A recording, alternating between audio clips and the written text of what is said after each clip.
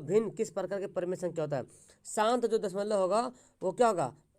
शांत जो किस प्रकार की परिमेय संख्या होगा? शांत जो होगा वो परिमेय संख्या होगा, ठीक है। जो शांत दशमलव होगा ना वो क्या होगा? परिमेय संख्या होगा। आप परिमेय नहीं बल्कि परिमेय होगा। पाई, पाई का मान क्या है? पाई एक अपरिमेय संख्या है, इसलिए शांत नहीं होगा बल्कि क्या होगा? अशांत हो। क्या होगा? अशांत अनावर्ती बोलेंगे। क्या बोलेंगे? अशांत अनावर्ती, ठीक है। पाई क्या है? अशांत अनावर्ती, लेकिन पाई का वैल्यू जो 22/7 होता है ये शांत हो जाएगा। रूट 11 किस प्रकार की संख्या? देखो, जिसका रूट नहीं निकलेगा वो अशांत हो जाएगा, ठीक है। जिसका रूट नहीं निकलेगा वो अशांत हो जाएगा। तो रूट नहीं निकल रहा, अशांत बोले तो आप परिमेय संख्या बोले, है ना। जिसका रूट नहीं निकलेगा वो क्या होगा? आप परिमेय संख्या। तो आंसर क्या हो जाएगा? ऑप्शन 1 हो जाएगा। यदि दो संख्याओं का लघुत्तम एलसीएम और एचसीएफ महत्तम क्या बोला जा रहा है? समान है ना। दो संख्या का लघुत्तम समापवर्तक और महत्तम समापवर्तक क्या है? समान है। मान लीजिए कोई संख्या जिसका एलसीएम भी 4 है और एचसीएफ भी 4 है, तो वे दोनों संख्याएं क्या होगी?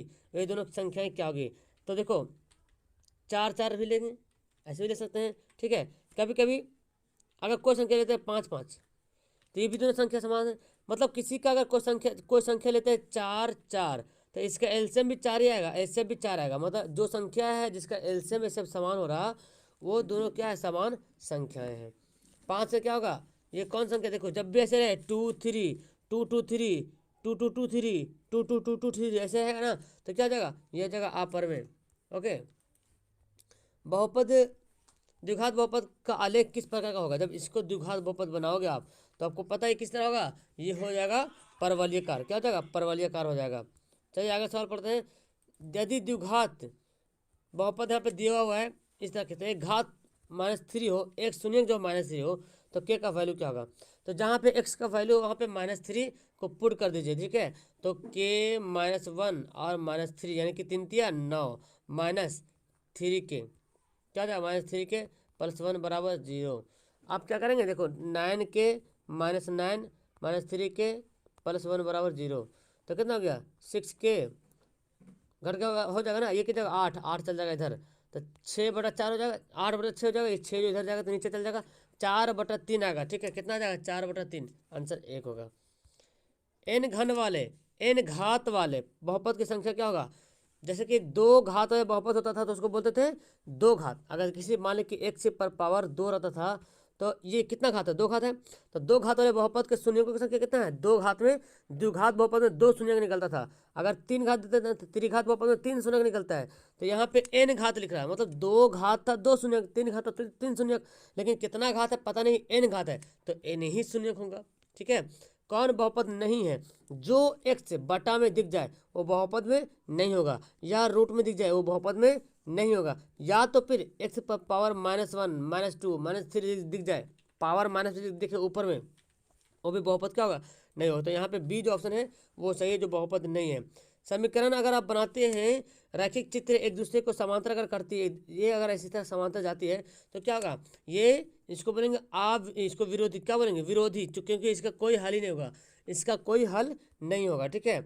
आगे बनाते हैं। समीकरण जो दिया हुआ है, वाई एक्स का वैल्यू 1 दे रहा है, वाई का वैल्यू निकालना है, तो यहाँ पे एक्स का वैल्यू क्या करो? पुट कर दो, 2 गुना 1 -3 वाई बराबर 14, ठीक है।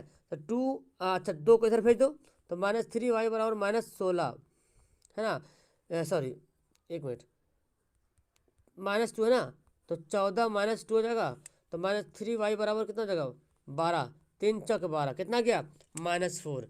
11 का वैल्यू कितना हो जाएगा? आंसर 1 हो जाएगा। के हल निकाले, इसका के हल निकालना पड़ेगा। कैसे निकालेंगे? तो आप इजी से निकाल सकते हैं, गुणनखंड कर दो, 3 दूना 6, 6 कम 6, है ना, इससे आप निकाल सकते हैं हल आराम से। तो क्या करेंगे? 2x² यहाँ पे हम बनाते हैं 2x² और -6x प्लस 3 दूना 6, 6 कम 6 x और -3, तो 2x ले लिए कॉमन, तो x से -2 3 6 बच गया, 1 कॉमन, x -3, तो x का वैल्यू कितना आ जाएगा? जब इसको हल करोगे तो x का वैल्यू 3 आ जाएगा, और 2x + 1 को जब हल करोगे तो 1/2 आ जाएगा, -1/2 आ जाएगा, ठीक है। 2x + 1 को हल करोगे तो -1/2 आ जाएगा। अब देखना यहाँ पे क्या है, 3 तो ऑप्शन में दे नहीं रहा, तो 1 -1/2 दे रहा है, इसलिए -1/2 हो जाएगा। चलिए आगे पढ़ते हैं। यहाँ पे बोलता क्या? संख्या वास्तविक और समान। वास्तविक और समान कब होता है? जब d का वैल्यू 0 होता है। समांतर श्रेणी का 12वां पद कौन सा है? 12वां पद, तो देख लीजिए यहाँ पे 12वां पद बोले तो TN N 12 निकालना, ठीक है। a कितना है? 5, a प्लस n-1 क्या होता है a plus n-1 into D. तो n कितना है 12, 12 में से घटेगा तो 11, और डी का वैल्यू कितना है, इसको घटाएंगे तो आएगा 4। तो 5 प्लस 11 तो 44, कितना गया 59, है ना 59। तो चलिए इसका आंसर क्या करते हैं, a plus n-1 into D 49 आ गया था ना, 5 प्लस 12 से 11 इंटू 4 आएगा तो 44, 5 49। ठीक है, यहाँ बोला एन विषम संख्या है। विषम संख्या जब बोले तो फॉर्मूला क्या होता है एन का स्क्वायर। ठीक है, विषम संख्या बोले तो क्या करना है एन का स्क्वायर करना है, और अगर सम बोले तो n into n plus one करना है। ठीक है, सम बोले तो n into n plus one करेंगे, और अगर प्रकृत संख्या बोलेगा तो एन इंटू एन प्लस 1/2 करेंगे। कोई भी क्वेश्चन टपक सकता है। 5 से विभाजित होने वाले अंकों की सभी संख्याओं का योगफल निकालना है। मतलब 5 से विभाजित होने वाली तो 2 अंकों की, यानी कि 10, 15, 20, इस तरह से बढ़ते बढ़ते कहाँ तक जाएगा 95 तक जाएगा। तो पहले n निकालते हैं, तो आखिरी संख्या कितना है 95 है। तो a plus n-1 into D, n-1 into D कितना है 5 है इसका अंतर। तो 10 प्लस 5 n-5, तो घटेगा कितना जाएगा 5 बचेगा, 5 इधर घटा दो कितना बचेगा 90। तो 18 पचे 90, एन का वैल्यू कितना आ गया 18 आ गया। अब 18 आ गया तो अब योग निकालो, क्या होता है फॉर्मूला n/2 है ना, 18/2 इंटू ए प्लस टी एन। तो टी एन कितना था 95 था, तो कितना आ गया 9, ऐसा जोड़ो कितना आ जाएगा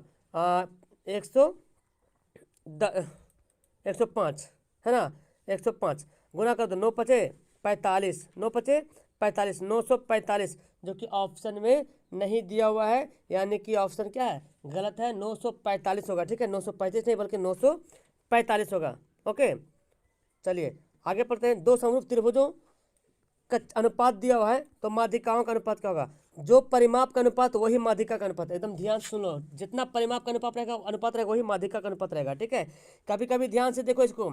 अब बोलता है कि क्षेत्रफल का अनुपात बोलेगा तो अब भुजा का अनुपात कैसे निकालेंगे, तो इसका क्या करना वर्गमूल कर देना, 25 का वर्गमूल 5 और 6 का वर्गमूल 36। और कभी कभी भुजा देता है, कभी भुजा दे देगा, अब बोलेगा क्षेत्रफल का अनुपात बताइए, तो क्या कीजिएगा 5 का स्क्वायर 6 का स्क्वायर कर दीजिएगा, स्क्वायर करिएगा तो क्या होगा बन जाएगा क्षेत्रफल का अनुपात।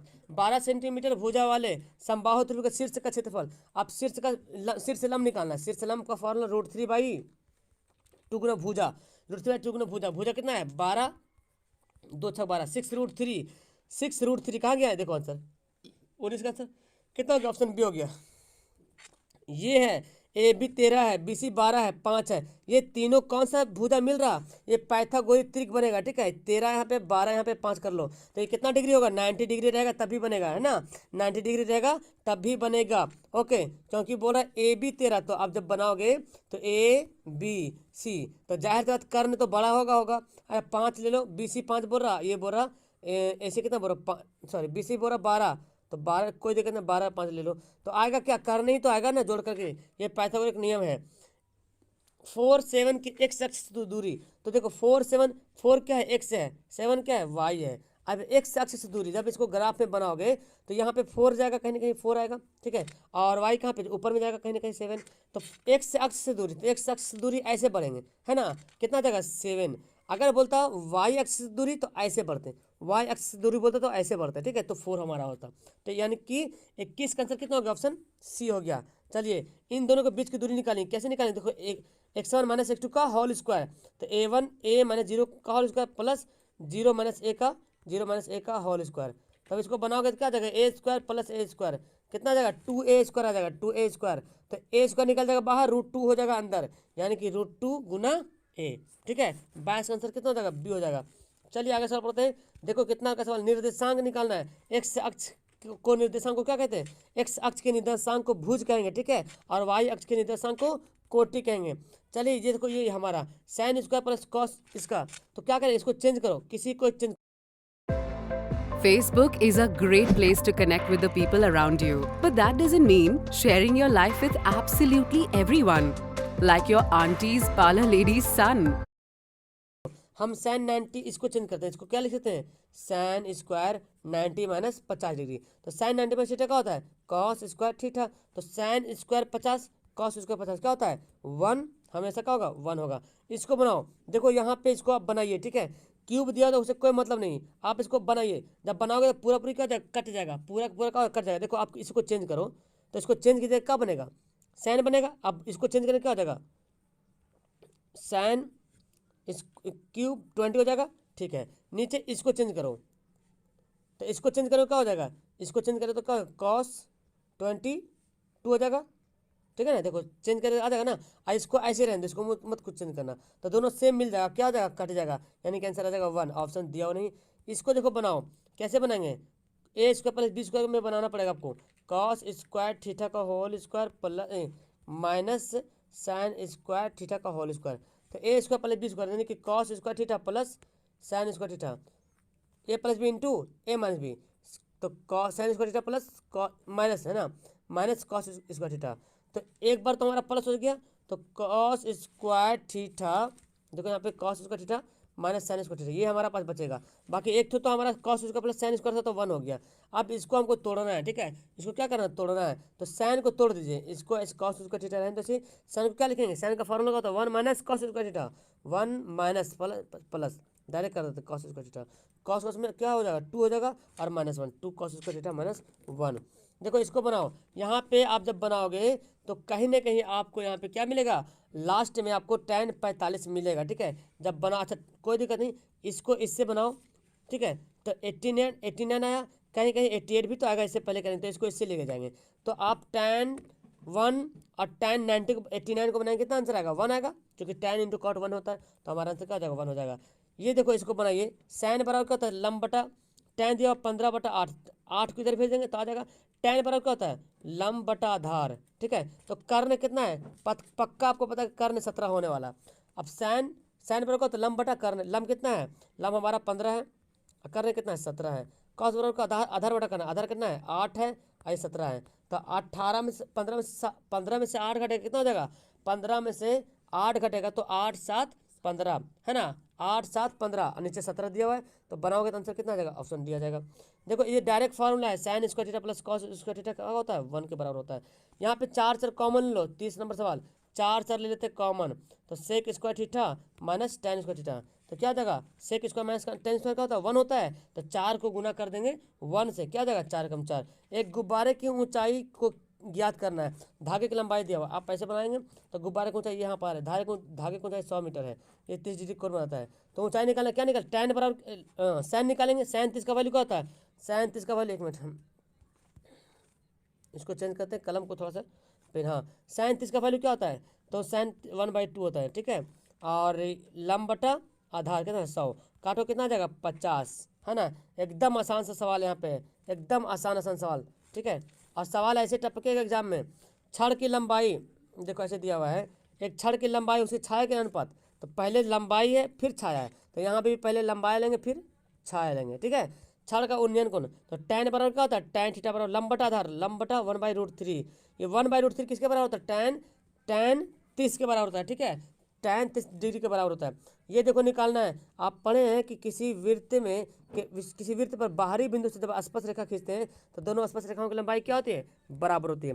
यहाँ पे भी देखो ये स्पर्श रेखा खींचा हुआ है सी से, यहाँ ए से खींचा हुआ है, यहाँ पे बी से खींचा हुआ है, तो जाहिर सी बात है ये वाला ये बराबर होगा, ये दोनों बराबर होगा, ये दोनों बराबर होगा, तो ये 5 है तो ये भी 5, ये 4 तो ये भी 4, ये 6 तो ये भी 6, जोड़ो 6 4 10, 5 4 9 और 6 5 11, 11 9 20 10 30, है ना, कितना आ गया 30 डिग्री आ गया, ऑप्शन हमारा ए। 34 सवाल देखो क्या बोलता है, कौन बी देगा 90 डिग्री, बी सी दे रहा है इतना, तो जाहिर सी बात आपको क्लियर यहाँ पे हो जाएगा, 90 दे रहा, बी सी दे रहा 6, ए बी दे रहा 8, ए बी सी के अंतःवृत्त निकालना, क्या देखो बताया था इसको कैसे बनाना है। यहाँ पे देखिए इस तरह से दिया हुआ है, ठीक है, ए दिया हुआ है, बी दिया हुआ है, सी दिया हुआ है, ये दिया हुआ बी सी दिया 6, ये दिया 8, तो ये पक्का ये 10 होगा। अब देखो कैसे निकालेंगे, आपको क्या करना है 8 यानी कि लंब और आधार को जोड़ करके कर्ण क्या करना है घटाना है और 2 से डिवाइड करना है, ठीक है। लंब और आधार को जोड़ना है, कर्ण को घटाना है और 2 से डिवाइड करना है, तो 14 में से 10 घटेगा 6, 14 में से 10 घटेगा 4 और बटा 2 कितना आ जाएगा 2 आ जाएगा, यानी कि आंसर होगा ऑप्शन बी। स्पर्श रेखा और वृत्त के उभयनिष्ठ बिंदु को क्या कहते हैं, जहाँ पे स्पर्श रेखा जाती है और वृत्त का उभयनिष्ठ बिंदु है उसको बोलेंगे क्या बोलेंगे, स्पर्श बिंदु बोलेंगे। चलिए अगला सवाल बोलता है 7 सेंटीमीटर त्रिज्या वाले वृत्त की परिधि का फॉर्मूला क्या होता है 2πr, 2π का वैल्यू 22.7, r का वैल्यू कितना 7, 22 44 सवाल आएगा, ठीक है, इसी बेसिस पे रहेगा। एक वृत्ताकार वलय का भीतरी बाहरी त्रिज्या दे दिया, ठीक है, तो वलय का क्षेत्रफल क्या होता है pi r square minus capital R square minus small r square, pi हो गया कैपिटल आर कितना है 10 है, 10 नहीं के 100, स्मॉल आर कितना 7, 7 7 49, कितना आ जाएगा 51 आ जाएगा ना, क्या आ जाएगा 51 पाई, आंसर हमारा मिला 51 पाई। किसी वृत्त के त्रिज्या खंड का परिमाप निकालना है, वृत्त की त्रिज्या परिमाप, किसी वृत्त के एक त्रिज्या खंड के परिमाप, वृत्त की त्रिज्या 4 गुनी है। हाँ देखो वृत्त की त्रिज्या खंड का परिमाप क्या होता है, थीटा बटा 360, आप थीटा बटा 180 कर देते हैं, ठीक है, थीटा बटा 180 2 पाई आर, तो 2 नहीं होगा, थीटा बटा 360 2 पाई आर, वही हो गया, 80 लिखेंगे तो 2 हट जाएगा। ये जो परिमाप है ये त्रिज्या खंड का क्या हुआ, अच्छा ये चाप निकला, परिमाप कैसे निकालेंगे, तो अभी तो हम देखो इसको ध्यान से समझना पड़ेगा, ये है आपका वृत्त है, ये है, ठीक है, हमको अभी चाप की लंबाई फॉर्मूला पता था, थीटा बटा 360 2 पाई आर, ठीक है, तो इतना दूर निकला, अभी ये 2 आर क्या करेंगे पड़ेगा और जोड़ना पड़ेगा। तो यहाँ पे बोलता है क्या कि हमको कोण, जब तक कोण नहीं निकलेगा हम क्षेत्रफल नहीं निकाल पाएंगे, ठीक है। तो त्रिज्या खंड का परिमाप क्या होता है, थीटा बटा 360 2 पाई आर, ये हो गया चाप, और 2 आर जोड़ेंगे तो क्या हो जाएगा, दोनों साइड वाला त्रिज्या हो जाएगा, तो अब हो जाएगा त्रिज्या खंड का परिमाप। अब बोलते हैं वृत्त की त्रिज्या का 4 गुना है, तो त्रिज्या 4 है, त्रिज्या आर है, 4 गुना कर दिए। अब यहाँ पे क्या करते हैं, बना लेते हैं इसको, तो त्रिज्या खंड का हमको क्या निकालना है, क्षेत्रफल निकालना, ओके। तो चलिए इसको उस विधि से नहीं इस विधि से बनाते हैं, जो ये वो तो मैं लिख दिया, ये क्या है, ये चाप है, ये त्रिज्या दोनों है, ठीक है। तो हम कैसे निकालेंगे, 2 आर हो गया त्रिज्या और एल हो गया, ये है परिमाप, परिमाप वृत्त के त्रिज्या के 4 गुनी, ठीक है। एल कैसे निकालेंगे, ये 2 आर इधर घट जाएगा, तो एल बराबर क्या होगा 2 आर हो गया, एल बराबर 2 आर हो गया। अब एल का फॉर्मूला होता है, चाप का क्षेत्रफल का फॉर्मूला होता है, ठीक है, चाप का क्षेत्रफल का, चाप का जो परिमाप होता है उसका फॉर्मूला होता है वही हम थीटा बटा 360 2 पाई आर, ये चाप का हो गया। तो देखो क्या करते हैं यहाँ पे, एल का वैल्यू हमको निकालना पड़ेगा, यहाँ पे एल का वैल्यू निकाल लेते हैं यहाँ पे। Mrs. Long? Yes? We found a baby girl for your adoption. तो यहाँ पे एल बराबर क्या गया, 4 पाई में से सॉरी 4 आर में से 2 पाई आर, 2 पाई आर, ये होता ना, थीटा बटा 360 2 पाई आर, और एल का वैल्यू कितना है 2 आर आया, तो 2 से 2 कट गया, आर से आर कट जाएगा, ठीक है। तो थीटा का वैल्यू कितना आ जाएगा, थीटा नीचे गुण आ जाएगा, तो थीटा बटा क्या हो जाएगा, देखो इसको क्रॉस गुना करते हैं, यहाँ पे क्या कर बचा है, यहाँ पे 1 बचा है, थीटा पाई बटा 360 हुआ, ठीक है, क्रॉस गुना करो क्या हो जाएगा 360 हो जाएगा, यानी कि थीटा बराबर क्या हो जाएगा 360 बटा पाई हो जाएगा, ठीक है। अब निकालना थीटा का मान निकल के, अब क्षेत्रफल का क्या होता है फॉर्मूला, थीटा बटा 360 पाई आर स्क्वायर होता है, थीटा का वैल्यू क्या आया था 360 बटा पाई, है ना, 360 बटा पाई आया था। अब यहाँ पे कर लेते हैं, और ये कितना दिया 360 दिया हुआ है, चलो ठीक है, और ये क्या है पाई आर स्क्वायर, तो ये 360 कट जाएगा, पाई पाई कट जाएगा, क्या बचेगा आर स्क्वायर बचेगा, है ना, तो आंसर क्या हमारा हो गया आर स्क्वायर हो गया, ओके। चलिए आगे बढ़ते हैं, उस शंकु की तिरछी ऊंचाई निकाल जिसकी त्रिज्या देखो 3 दिया और ऊंचाई 4 दिया, तो क्या होगा जब त्रिज्या दे दिया ऊंचाई दे दिया, तो छिन्नक के बारे में जानते हैं ना, शंकु की तिरछी ऊंचाई निकालना होता है, तिरछी ऊंचाई निकालते हैं तो कर्ण बनता है, तो क्या होगा 5 निकलेगा। त्रिज्या खंड आर अर्धगोले के किससे काटे जाता है, बड़े से बड़े शंकु का आयतन क्या होगा, मतलब एक अर्धगोला है, ठीक है, अर्धगोलाकार है, ये ऐसे कर एक शंकु बोले काट लिए, ऐसे शंकु काट लिए, तो जो अर्धगोला की जो त्रिज्या है वही ऊंचाई है ना। अब शंकु की भी वही ऊंचाई बन जाएगा, तो शंकु की ऊंचाई का फॉर्मूला क्या होता है 1/3 पाई आर स्क्वायर एच, तो 1/3 पाई आर का वैल्यू आर ही है और एच का वैल्यू भी क्या है आर ही है, यानी कि 1/3 पाई आर क्यूब, और यहाँ तो देखो आंसर मिल रहा है ऑप्शन 40।